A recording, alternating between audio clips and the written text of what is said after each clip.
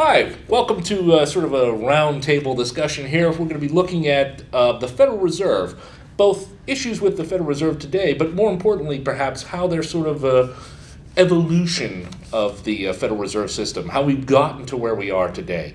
And indeed, some of the debates and stuff that people bring up today are the same arguments we can find in U.S. history over the last 200 years about the idea of a centralized or national bank system. So first, we'll start by introducing ourselves. First, I'm Dr. Christopher Stevens, professor of economics here at OUE. I'm Dr. Kevin Spiker, Associate Professor of Political Science here at OUE. And I am David Castle. I teach history here at Ohio University. So you pretty much got all the social sciences here covered for us today to take a look at this. All right. Well, right now, as you probably know, the Fed is in the news again. Now, it's always been in the news, but certain people, Senator Ron Paul and others have been calling for changes in the Fed. Some people have called for getting rid of the whole Federal Reserve System, going back to a gold standard, which the United States went off in the early 70s, so forth and so on. And a lot of the arguments that have been brought up or debates that have been brought up about the Federal Reserve and how it works, some of which, of course, are based on misunderstanding, but others are essential, I'd say, political statements and arguments that have existed throughout America's history. Really, the United States itself came into being around the time when paper money and the banking systems really got going. I mean, there was technically paper money going back into the Renaissance period, but most people never bothered with that. That wasn't the kind of thing that, the day-to-day merchants would be involved with. Maybe kings paying their troops or that kind of thing, but not for most people. It was really only as we got into 1700 that there was really a spread of this idea of paper money. One of the big reasons why was that in England, the Glorious Revolution, as it was called in 1688, they brought over a Dutchman to be king, and the Dutch had a whole banking system, a whole paper money system, and they took that idea and ran with it. Some people have joked that the English Empire was developed by running on credit. And basically going into debt was how you got to be an empire. Not exactly true, but nonetheless a good point to it. So I thought maybe what we could begin is to sort of talk about those antagonisms and the history behind the whole idea of a federal or a national bank. So I think we really should begin with the history of this. Sure, we can start with the colonial period. When England founded the colonies and the colonies began, the money system and the banking system was centered in England. As the colonies began to develop and grow, there was a need for some form of currency. There generally was not enough English currency in the system in the colonies to kind of make it work. So what happened was that the colonies themselves began to issue their own forms of currency, generally paper notes. Oftentimes it would be the colonial government that would do this to pay militias for their service in fighting the Indians or in the various wars that the colonies got drawn into as a result of being part of the English imperial system. And these notes would be pieces of paper worth various denominations, but they would not be. It wasn't really kind of a legal tender. It was, you would be issued this note and you could use that note oftentimes then to pay your taxes and so forth. But the whole system, it was combined with the English currency that was also around and a Spanish coin that was in the system as well. So it was really kind of a very ad hoc complicated system of how you would pay for things and buy things and pay your debts and so forth. It wasn't very rational, it wasn't very coherent, and as the colonial economy grew, it wasn't sufficient. That led to England trying to keep control of the matter by issuing such things as the Currency Act out of Parliament in 1764, which forbade the colonies from issuing paper currency that would be legal tender because they wanted it to be English money. This was really one of the concerns that the colonists had as their economies continued to grow, that led to their anger and desire to break away from England. And it's one of the factors that leads to eventually to independence. It's not until 1775 when the colonies are in the process of breaking away from England that we see a formalized currency for what's going to become the United States. And that is a kind of a continental currency, which are actually called continentals. They're $2 notes that are paper notes, paper money that the Continental Congress is using to pay the Continental Army for its service. Okay, so that gives us sort of a background coming into. Now, before we get to some more of that history, I was kind of curious, actually, let's talk about this idea of a round table, is what was going on at that time politically? Because I know, for example, it's very famous by our currency, that there were people in favor of, what we need, just like England had, a national bank. But it was a big fight. What was the political issues going on? Yeah, Dr. Stevens. The story of the National Bank, I think, is one of the most fascinating political stories in all of American history, in that it brings together different factions and different opinions of that era, and it ultimately leads to the development of political parties in the United States. So the entire beginning of the financial system of the United States also led to the creation of one of the most powerful institutions in American politics, and that would be political parties. Between 1781 and 1789, when the United States lived under our first governing document, the Articles of Confederation and Perpetual Union, economic concerns were very, very great and very, very vast. Each state had the ability to issue its own currency. There was no way to regulate interstate commerce. And this was during a period of time when the United States had an enormous as defined in that era, an enormous debt. And that debt had to be repaid. It was owed to various nations that helped us during our revolution, the French, the Spanish, the Dutch, and the inability to repay that debt led to those nations actually seizing cargo on the high seas. It led to various tensions between the great powers in the United States.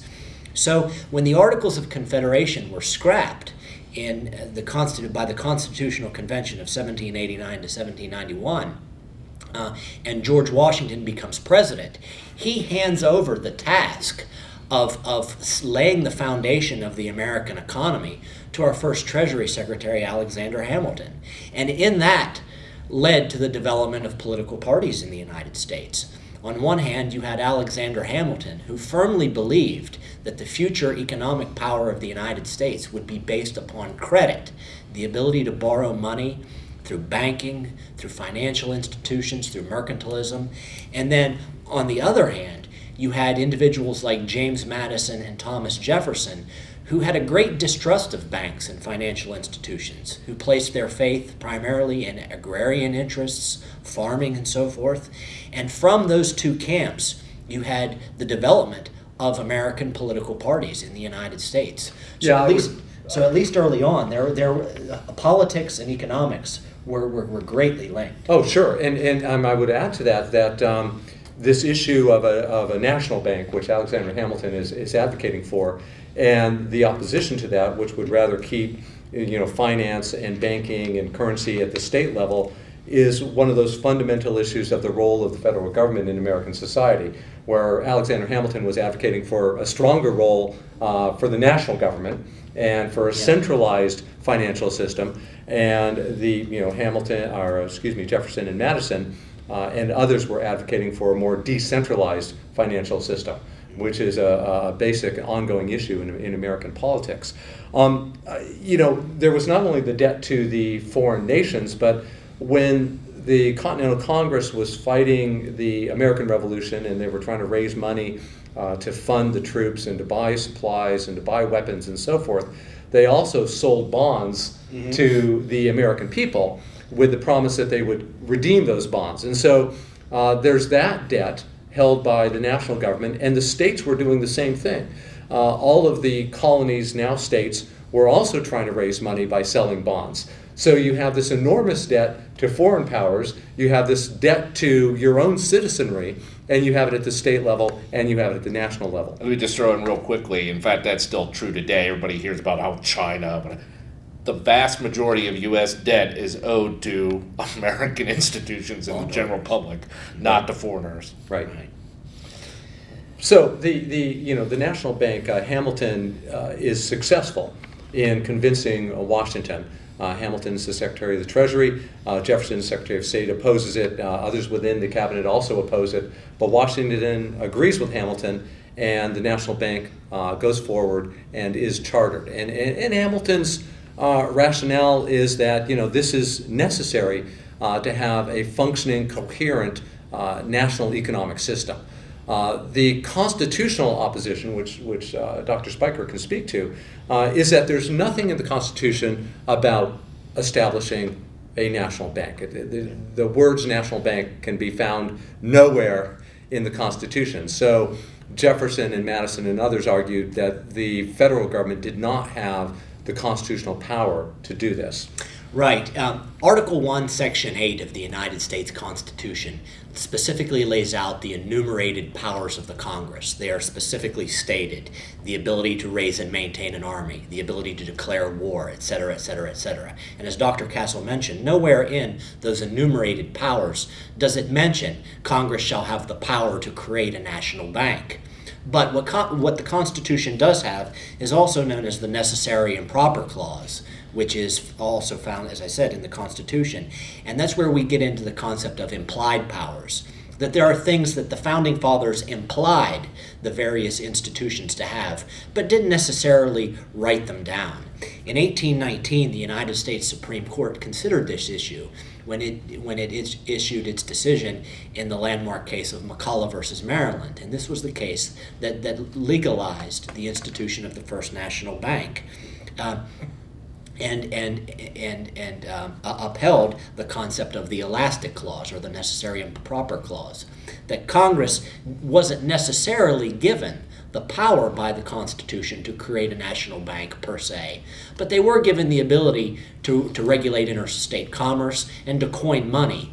Hence, the power to create a national bank is implied with those enumerated powers. And this speaks to that fundamental issue of the power of the federal government, because if you accept the idea that this necessary and proper clause creates implied powers, then that ultimately is giving the federal government a lot more power than it would have if all of its powers were explicitly defined in that enumerated list of powers. And this was the argument that Jefferson was making, because he advocated for a smaller and weaker national government. Hamilton wanted a stronger, more powerful central government. He thought that was essential to ultimately the destiny of the nation. And the bank is the pivotal issue that raises that question. Yeah. And those are political questions that exist to this day with respect to how should the Constitution be interpreted. Should it be interpreted as a living document by contemporary standards or through the eyes of the Founding Fathers? Those arguments go all the way back to Jefferson and Hamilton surrounding the creation of the First National Bank. Yeah. Now, so we got to the First National Bank being established, but it was controversial. It was controversial at the time, to say the least, and it did not last. In part, I do not believe that the states had to stop having their own banking and currency, etc. It was just that now there was also this national sort of option, but there was an awful lot of people who worked to underdo it, wasn't there? Right. Well, the first charter was for 20 years. In 1811, when the charter was coming due, there was the Congress did not renew it, but then it was renewed again finally in 1816 to help pay the debts of the War of 1812 and so forth on another 20-year charter. And during that time, the bank remained controversial. A lot of people saw it as the tool of elite interests, of the well-to-do, of the wealthy, and particularly Andrew Jackson, who became president in 1829, saw it as an institution that was not in the interest of the common man. And it was Jackson primarily who helped bring about the end of the national bank in the early 1830s. He refused to, he vetoed its renewal, and he also basically, using his executive power, an executive order, took the money that the U.S. government had in the national bank, $10 million or so, and dispersed it to various state banks. And essentially, without money, the national bank could not function. It was not renewed in 1836, and we went then from 1836 really till 1913 before we had a fully established national banking system. And isn't it allegedly that under Jackson was the last time the United States government was truly debt-free? Yeah, well, there's Or is that just an old wives' tale? yeah, I think I can't answer that question with full authority without notes. But I will say this: in 1836, without the national bank, you had 1,600 state-chartered banks that were private, and they issued 30,000 varieties of paper money that people were using throughout the United States. And it was very, very complicated. Those state notes, bank notes, were easily counterfeited.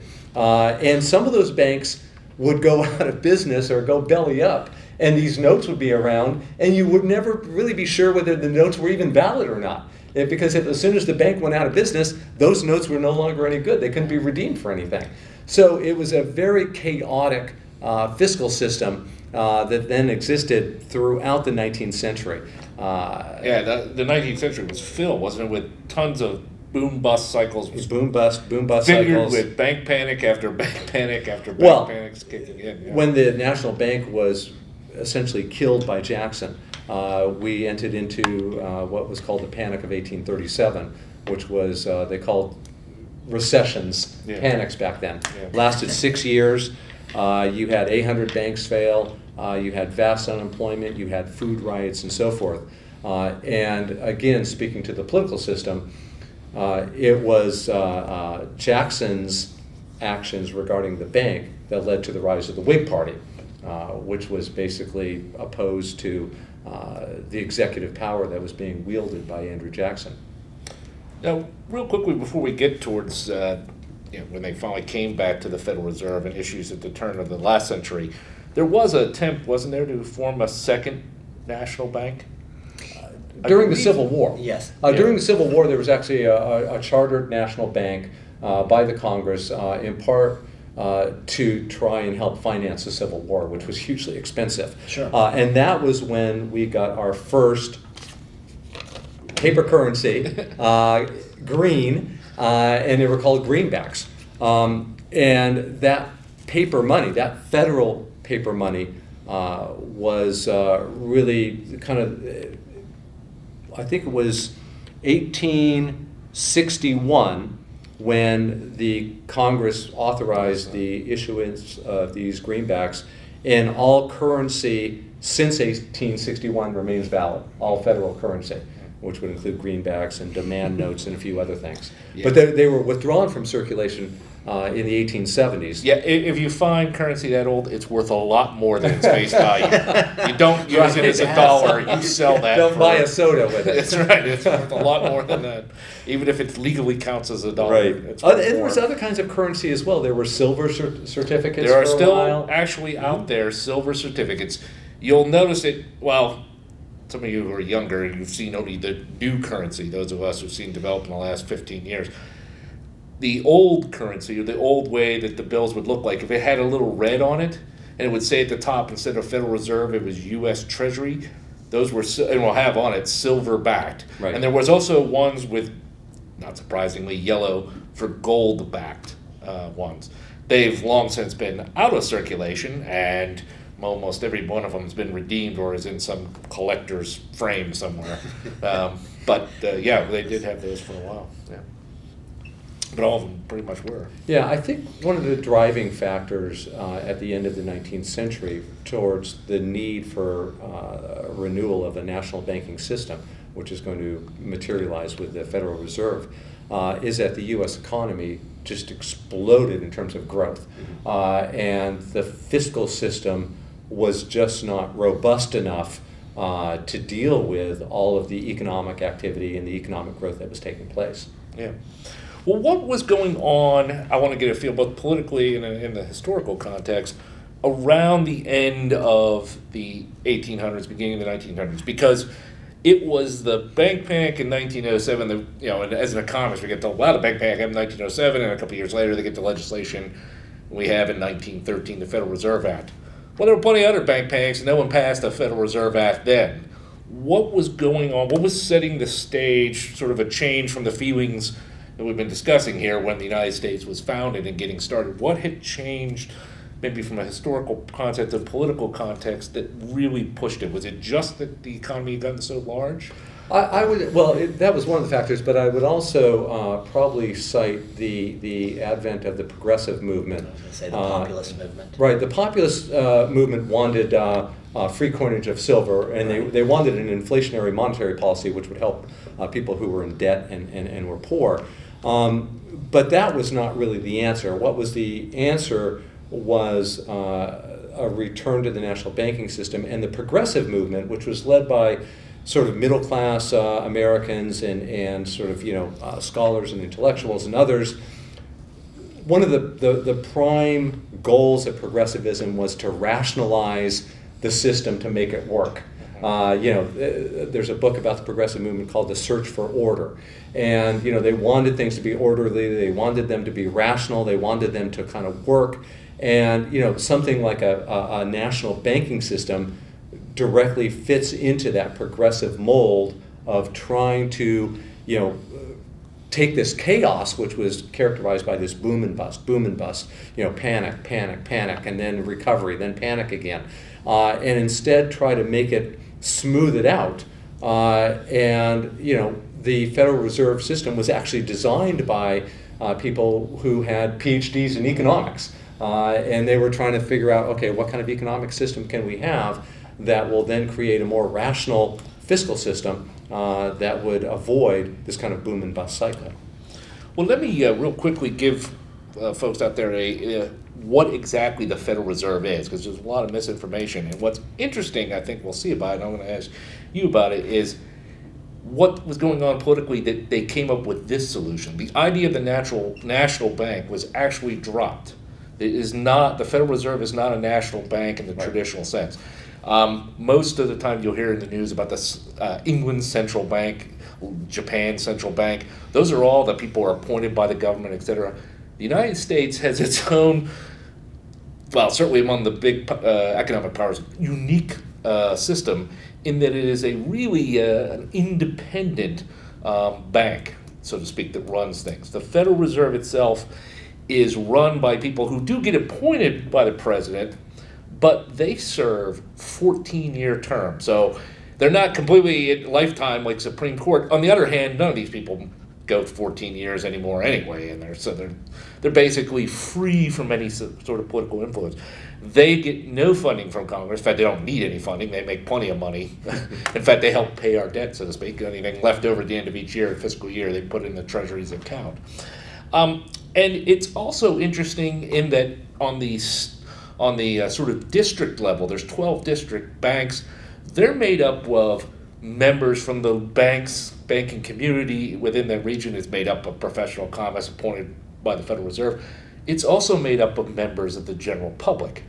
So you could have small business association leader could be on it, maybe a trade or a union leader might find themselves appointed as one of the directors. Are called the Type C directors. There's Type A, B, and C directors at all these district banks. So they're involved in the process of running it. And they distinctly wanted it to be out of centralized government control. And even though sometimes you hear, while the director is appointed by the president, the chairperson is appointed by the president of the United States, that is true, but they're appointed from the board, so they're already on the board. And again, they serve long enough terms that unless the president keeps wins their re-election, they have no say again. So again, it's an attempt to keep it as unpolitical as possible. That they could do this. But when they did take over, they did get rid of anybody else being able to provide currency. So now your paper currency, et cetera, is all published by the Fed. So if you look at any of your paper bills, it will say now Federal Reserve note. on it.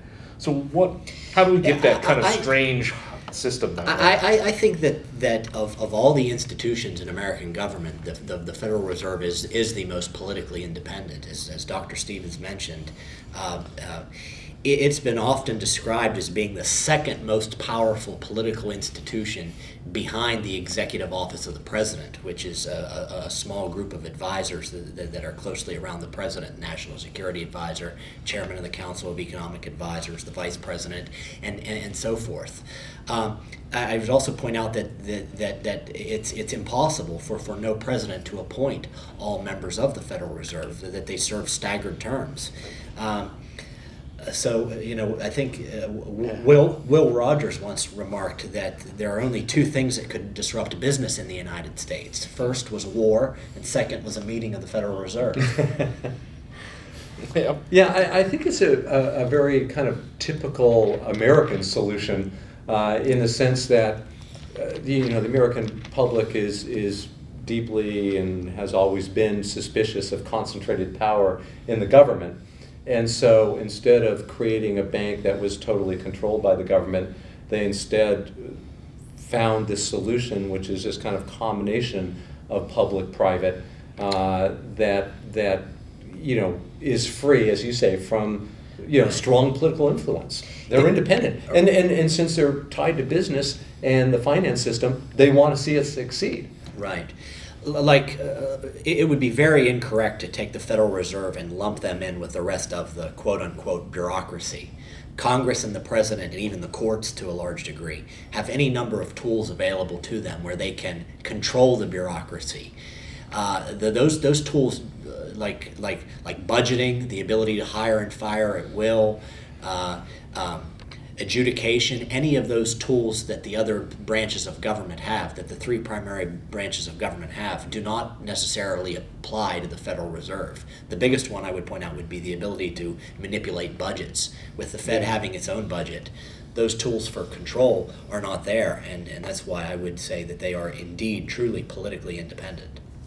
Now, what is interesting to me is how you were talking about the progressive movement, et cetera, the people who were pushing, for example, that's what the Wizard of Oz is all about, the idea that we got to move beyond just the gold standard, expand the money supply, we should add silver to things that can back currency to get more things out there, is that those sort of to help the farmers and all the other types of people. When you watch in the news today, the people who are pushing that we got to get rid of the Fed, which is not going to happen because it's just not going to happen. But the people who talk about it just to get political votes, etc., the people who seem to be most anti-Fed now and talking about, some people have said, well, we should go back to a gold standard, etc., are the same people that in 1890 were the ones screaming about the gold standard, the famous cross of gold that the guy was going to be... William Jennings Bryan. that we needed to get away with it. What do you think has changed politically, or maybe in the history over the last 100 years, that has created this sort of changing viewpoint of what the Fed is and what its role is? I would say one issue may be that people don't fully understand that the Federal Reserve System is not a government agency. I think they think that the Fed is part of the federal government, and their deep suspicion and concern about corruption and dominance of the federal government, and it has got way too much power and control and so forth. They're transferring those same feelings and suspicions to the Federal Reserve System, thinking that it's somehow a tool of the federal government and that it's corrupt, and that it needs to be if not done away with, at least hamstrung somehow so Audited. that what's that? Audited. Yeah, right. Yeah. So I don't think people fully understand what the Federal Reserve System is. I think that they see it as a government agency. Right, I would agree. I think politically, just the era of pessimism that's existed since Watergate and Vietnam has spilled over to this. As Dr. Castle pointed out, they hear Fed and they think, well, that's the federal government. It has to be some agent of the federal government. It has to be political by nature, therefore it's bad. Yeah, And, nobody likes banks. I mean, Well, right. people are suspicious of banks. They think banks are somehow out to get them, Right. and so they've got this hostility, and this would be the biggest bank of all. So it must be corrupt.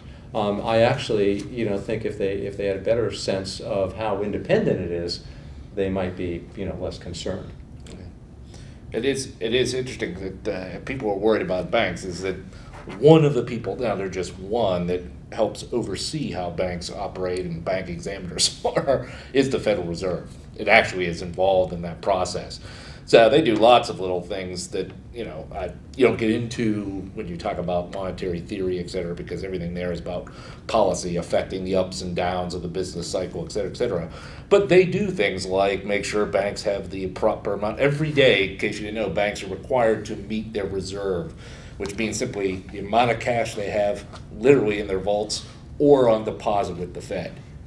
And if they don't, they have to. So they can borrow from the Fed, who charges them an interest, or they can borrow from other banks, which is usually actually what they do.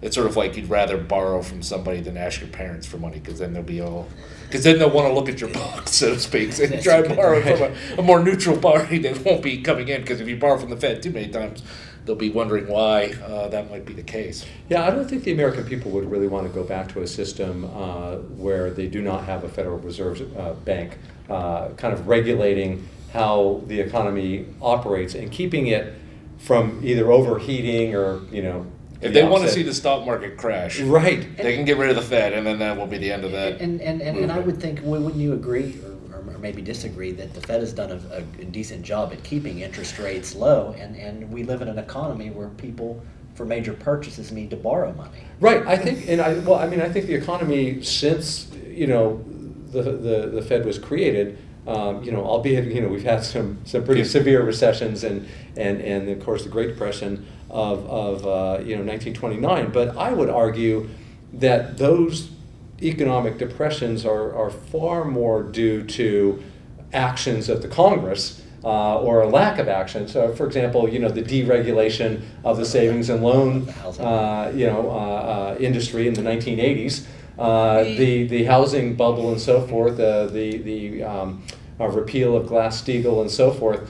Those kinds of actions by the government have had a far more negative effect on the economy than the Fed's actions. Well, I can tell you that the Fed obviously isn't perfect, and people who are much more into Fed watching, so to speak, economists I am, the Great Depression, they would argue the Fed did screw up in the sense that they were too tight on the supply of money, they kept it too low. Right.